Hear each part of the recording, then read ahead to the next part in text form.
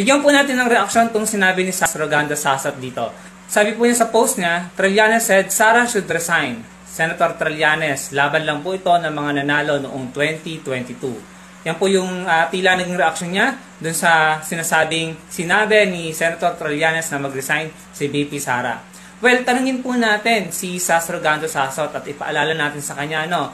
Kasi dati yung kuda niya ay nabudol daw sila, no? Kung matatandaan niya, nagkaroon sila ng usapan o parang interview niya kay Banat Bay at doon niya nasabi na nabudol sila, no? Kung daw ako nagkakamali. Correct me if I'm wrong na lang, ano? So, tanungin natin si Sas, ang salita bang nabudol at salitang nanalo ay magkapareho ng kahulugan? Kasi pareho po nilang kuda yung dalawang salitang yon. Tsaka ngayon, parang tila sila naman yung nag-iiyakan.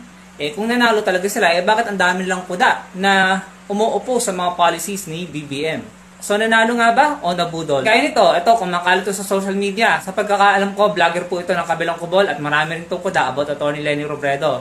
Tingnan niyo po, no? So, kung legit itong screenshot na ito na kumakalat na di umano'y sinabi daw niya, no? Sabi niya dyan, willing po ako makipag-ayos sa mga nakaaway kong mga dilawan noong eleksyon. Huwag lang maging presidente ulit ang isang Duterte. Oh, paano ba yan? Ito, si Sas at saka ito. Dati pareho ng pinaglalaban yan. Unity. Pareho po silang vlogger ng Kabilang Kubol. Pero ngayon, hati. Magkaiba ng pinaglalaban. So again, ang tanong, ang salita bang nanalo ay kapareho ng kahulugan ng salitang nabudol? Kayo na lamang po ang humusga sa comment section below.